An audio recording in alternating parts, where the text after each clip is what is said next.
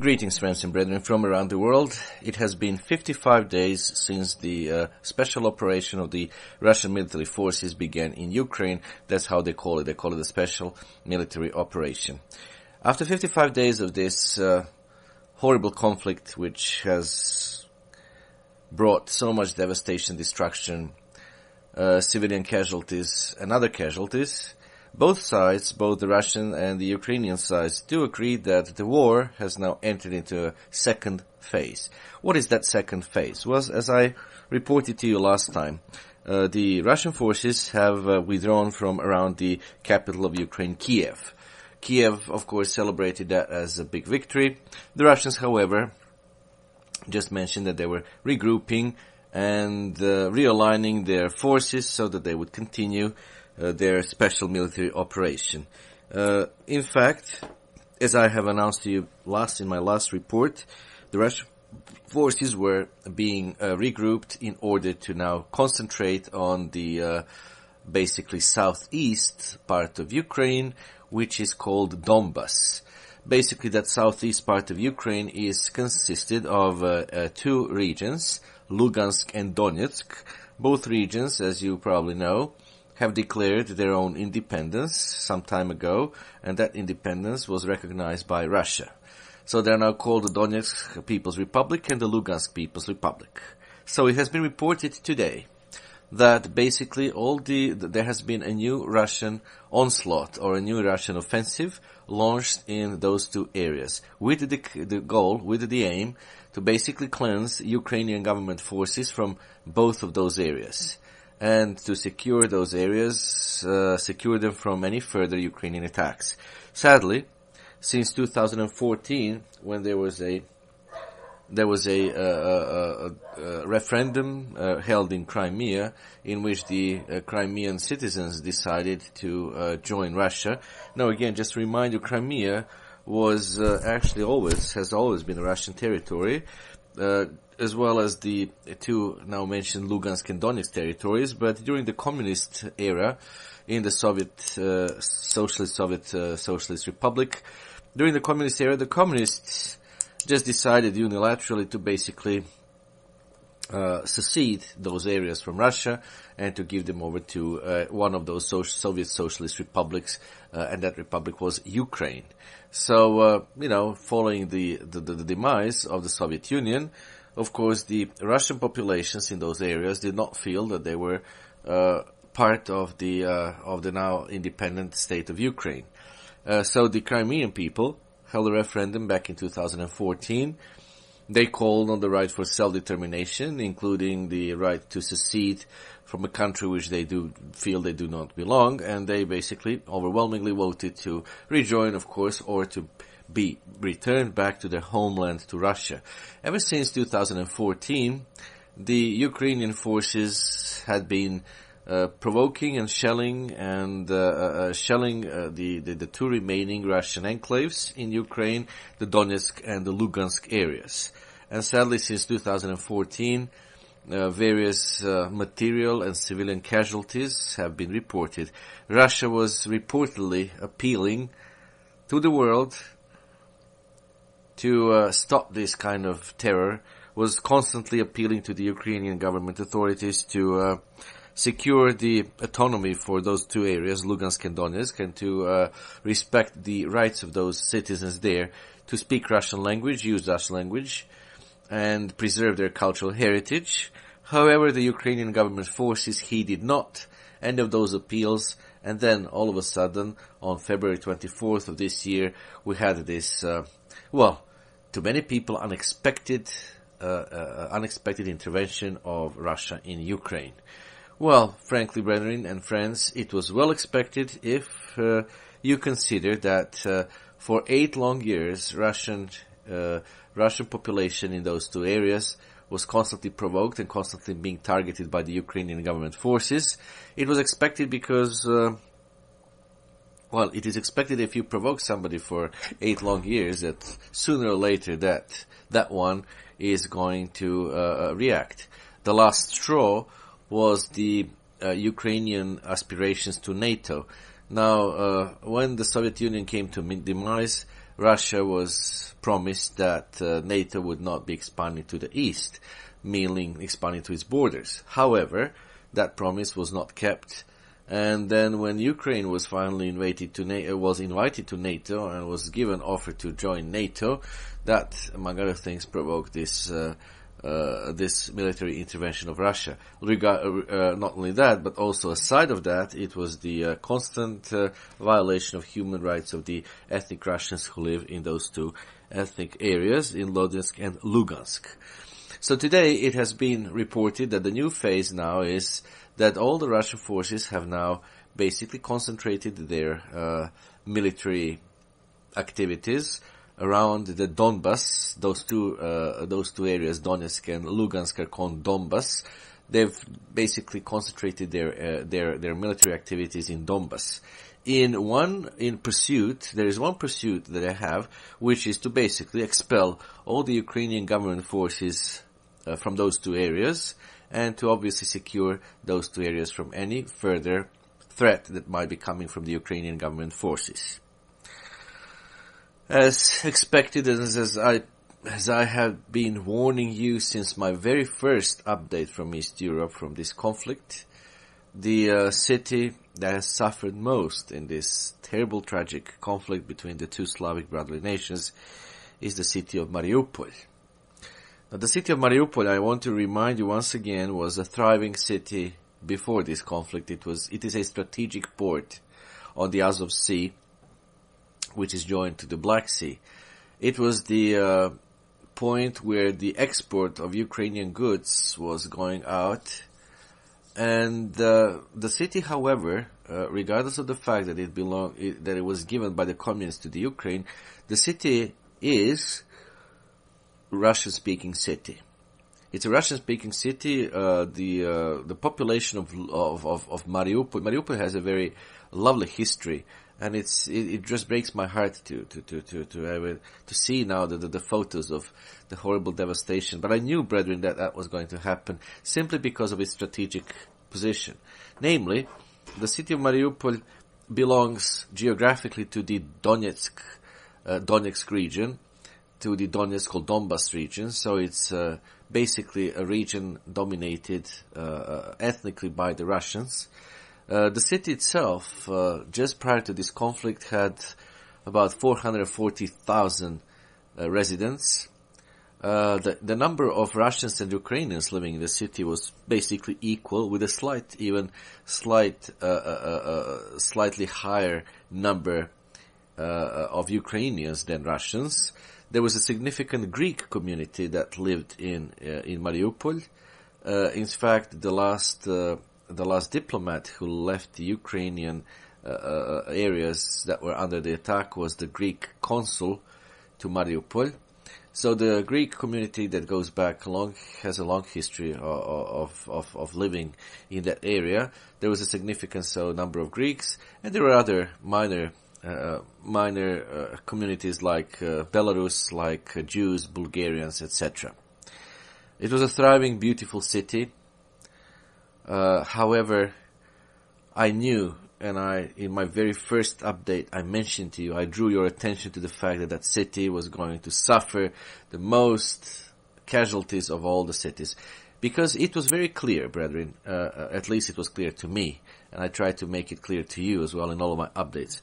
It was very clear that since it is a Russian-speaking city, and it is a strategic point, the Russians had to basically take that city under their control. Not only because of that, but because also it is one of those strategic cities used by the Ukrainian economy. So once they took control over the city, then they would also deal a huge blow to the Ukrainian economy, number one. Number two, of course, because the Mariupol is part of the Donetsk, meaning of the area populated mostly by the Russians. Therefore, it was inevitable that the Russians would aspire to take control over that area. And the third reason, and the probably, or if not, the main reason, is the fact that Mariupol is a land corridor, provides a land corridor between the peninsula, Crimean Peninsula, already part of Russia, and these two areas, Donetsk and Lugansk People's Republics, who are dominantly populated by the Russians. And that means that that corridor had to be established, well, by the Russians. So since the very beginning of this conflict, Mariupol was already surrounded because it is basically on the border between the Russian populated area of Donetsk and the Ukraine, mainland Ukraine. The city itself was completely besieged by the Russian forces. But the sad part was that the Ukrainian government forces, leaning toward the neo-Nazism, the so-called Azov battalion, the Azov battalion basically entrenched itself within the city of Mariupol. So even though they were beleaguered by the Russians, nevertheless they would persist in so-called defending Mariupol. But it was obvious, at least it was obvious to me, and I tried to describe it to you how obvious it was. It was very obvious that they could not really hold on too much longer against the Russian forces. It was very obvious, because they're completely besieged by the Russian forces, so there is no way that they could receive any reinforcement in terms of food, arms, military. And therefore it was clear that the Russians would just keep them beleaguered and would just, how can I say, they would just keep them in that trap, and would just continue to torture them by not allowing them to have any reinforcement. I'm trying to find the proper word, but anyway. The proper word is that it was clear from the very beginning that any battle for Mariupol on the part of Ukrainian government forces was in advance lost. And it would be in vain. So all that they could just count on would be for the Russians to keep kind of pushing them and encircling them and tightening that circle around them until they can finally fall. And that is exactly what has happened. Exactly what has happened. The Russian forces, in order to win over the Ukrainian government forces, basically were using all kinds of weapons and, bombing the city. And there were street battles, there were street fights until the remaining Ukrainian government forces who did not surrender basically were encircled and pushed to the famous steel factory in Mariupol. It's a huge steel factory, probably one of the largest in the world, and it's known for having many underground tunnels. And there has been reported by the Ukrainian sources that that there are about 1,000 civilians who are basically found shelter in those tunnels because they feel that they should stay with the Ukrainian government forces.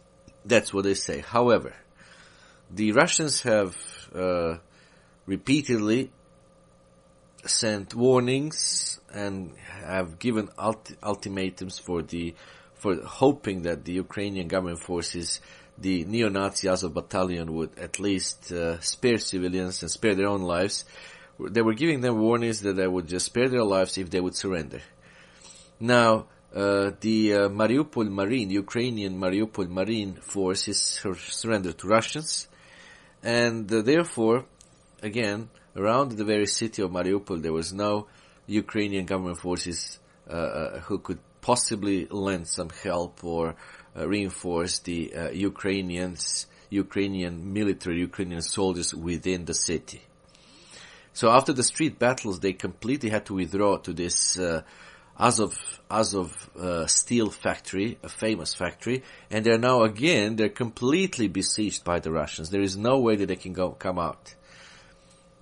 And the latest report, if it is true, has been that the Ukrainian government, not government, but the president, Volodymyr Zelensky, has given order to those besieged Ukrainian government forces not to surrender to the Russians, but to basically die as martyrs.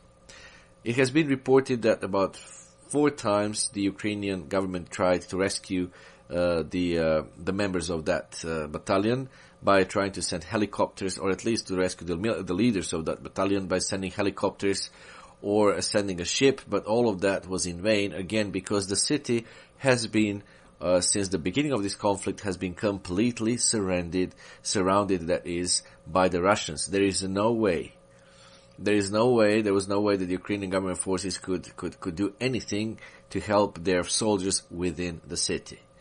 And now, the Ukrainians say that there are about 1,000 civilians being sheltered in the steel factory along with the Azov battalion. There has been report that there are about, I don't know, I can't remember now the exact number of the Azov battalion members, but the Russian sources again say that they're not only Ukrainians by nationality, but that within that as a part of those military forces there are Western mercenaries. That most of them are from European countries, but some of them are also Canadian nationals. That has been reported anyway by the Russian sources. And the Russian sources, it was yesterday, that would be on Monday. On Monday by, I think it was 5 p.m., there was one ultimatum given to the beleaguered Ukrainian Azov battalion in the steel factory to lay down arms and surrender, and they were promised that their lives would be spared. They heeded not that ultimatum. Then after the reports that there might be some civilians there, the Russians again have sent another appeal to the Ukrainian government forces within the steel factory to release the civilians, and has given them another opportunity to surrender and spare their lives and spare the lives of their civilians, but so far there has been no response from the beleaguered Ukrainian government forces. Now, all of that is very disconcerting because the Russians have threatened to bomb and completely and force the remaining Ukrainian government forces, meaning the Azov battalion within the steel factory. They've threatened to basically exterminate them if they do not lay down arms, if they do not surrender. Now, if that happens, of course, the inevitable again civilian casualties will happen, and that's something so terrible. So far, again, in spite of their threats, Russians have not yet launched a full-scale attack on the steel factory, even though they could.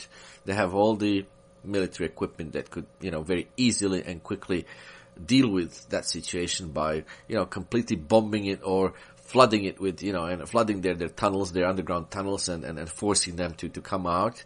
So far, Russians haven't done that yet. They're probably hoping still that some kind of common sense, some kind of reason would prevail, even within the Azov battalion. The Azov battalion is known as one of those neo-Nazi formations of the Ukrainian government forces or of the Ukrainian military. We have another quite amazing and interesting development in Europe related now to this conflict, and that is first of all, the two Scandinavian countries known for their neutrality, Finland and Sweden, their prime ministers, both women, have recently held a press conference in which they said that this conflict will kind of prompt both of those countries to rethink or reassess their neutral position, and that they would rather join in NATO. Now, this is quite a surprise. Quite surprised because, especially in the case of Finland, now you have to realize Finland used to be part of Russia. Finland gained its independence back in 1917. Yes, Finland had some territorial disputes with Russia in the past, but since 1948, in the Second World War, Finland sided with Hitler, trying to regain those territories. It lost. So Finland lost, you can say, in both conflicts with Russia. Finland lost in both world wars. Finland lost against Russia. So, Finland had to pay all kinds of reparations to Russians and so on. But nevertheless, since 1948, Finland has been a neutral country and, profited quite well from that neutrality. The history of Finland and them being like a donkey with two burdens between West and East, because Finland also had some disputes with Swedish people as well. So with Sweden, it is described. I mean, Finnish people are of course part of one of the lost tribes of Israel. They're part of the tribe of Issachar, and I'll explain that in some other messages that you can find on this channel. So its history is very, very interesting and very important, but Finland joining NATO would be quite disconcerting and would probably jeopardize more the security, I guess, and the prosperity of the Finnish people. Because, Russia has not expressed any kind of aspiration toward any other countries. Russia has not expressed any kind of threat against Finland. So if Finland would join NATO, then Finland, because it borders with Russia, then NATO would have like 1,300 kilometers of a new border with Russia. And that would, of course, alarm the Russians. Already the borders between Russia and NATO is 1,300 kilometers. If Finland joins NATO, then the same length of border is added, and the Russians have already threatened that in that case, in the Baltic region, in the region of the Baltic Sea, they're going to deploy their nuclear facilities. There is a Russian enclave, Kaliningrad, on the shores of the Baltic Sea. So that would probably cause, now again, if Finland joins NATO, would cause more instability and feelings of insecurity. But that's completely unnecessary. However, we don't know. We are going to wait and see.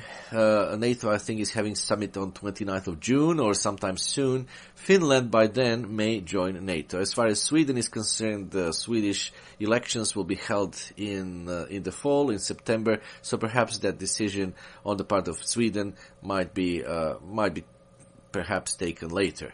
But however, this news of these two neutral countries has been quite disconcerting. If they join on the north, if they join NATO on the north, basically on the south of Europe, there will be only two countries that are not part of NATO. One of them is Serbia, because Serbia was bombed back in 1999 by NATO forces brutally for 78 days. And about 5,000 civilians were killed, as well as military personnel, and all of the Serbian infrastructure was completely destroyed. So it's very unlikely that Serbia would join NATO, and the other country that has not joined NATO is Bosnia and Herzegovina, which has its own internal troubles between its three constituent nations, Serbs, Croats, and Muslims. Well, those three were actually the main perpetrators of the conflict that happened in Bosnia and Herzegovina, and it's a complicated story, so we'll just leave that aside for this time.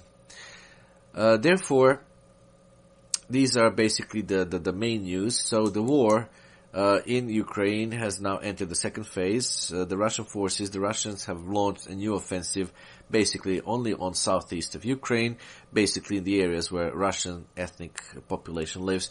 Many of the ethnic Russians have also taken refuge in Russia itself, in the Rostov-on-Don area precisely.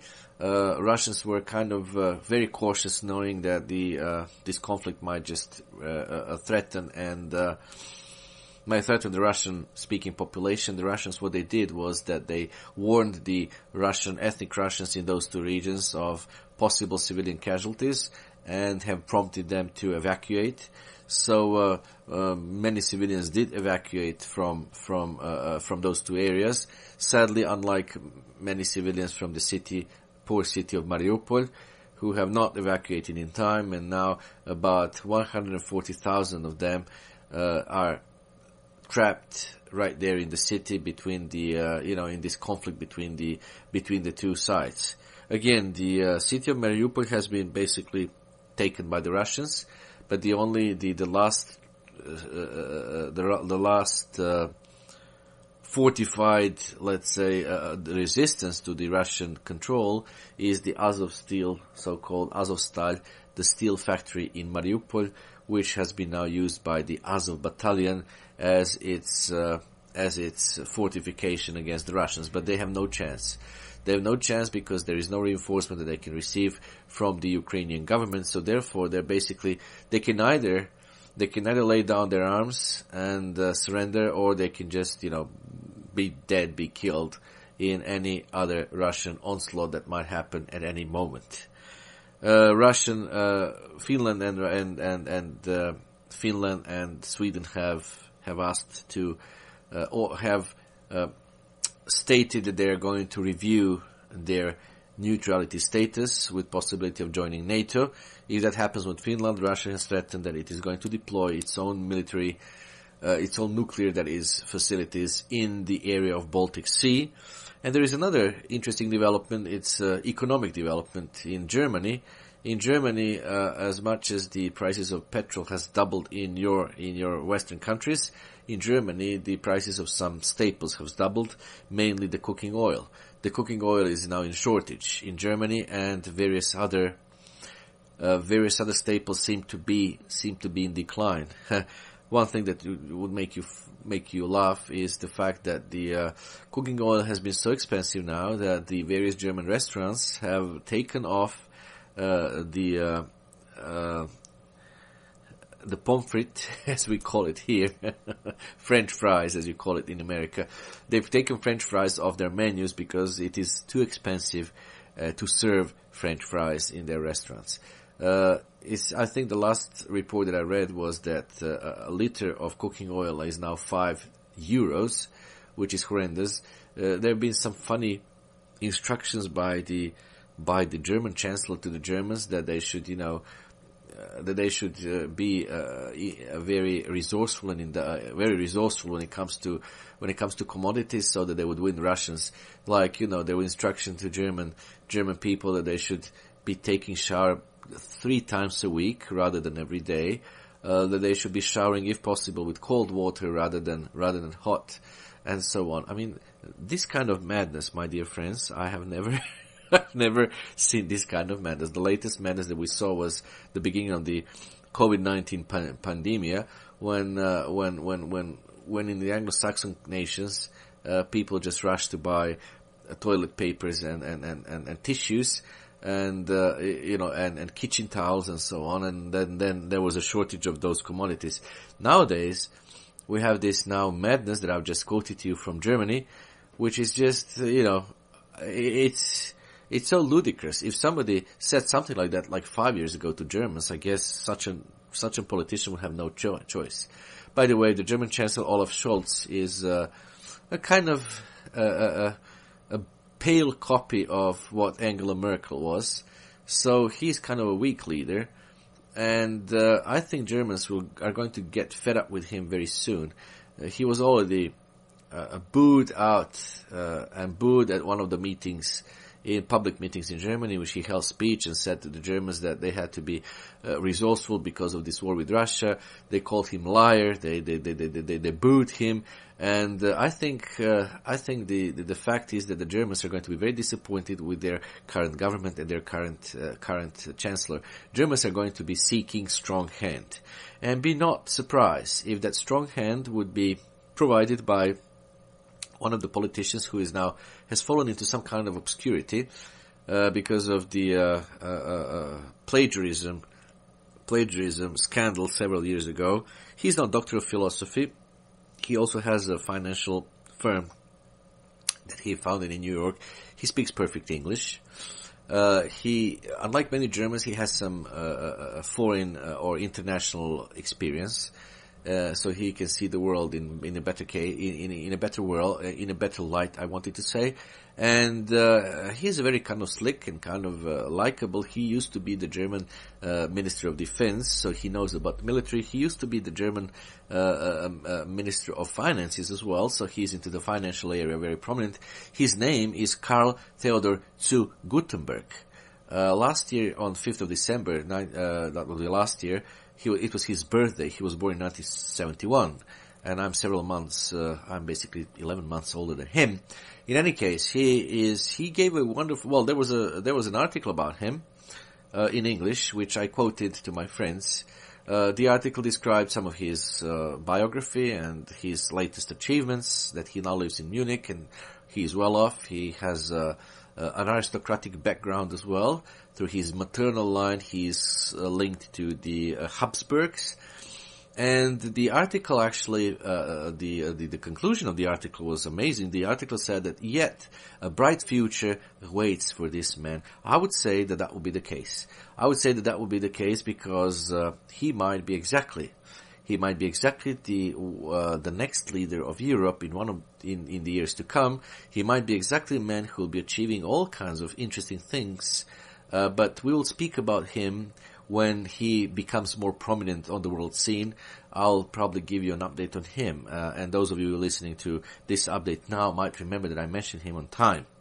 It's Karl Theodor zu Gutenberg. So Germany is feeling now, and other European countries, but Germany in particular, is feeling now the economic repercussions of this madness with Ukraine. And Europeans have also feel some economic trouble because of that.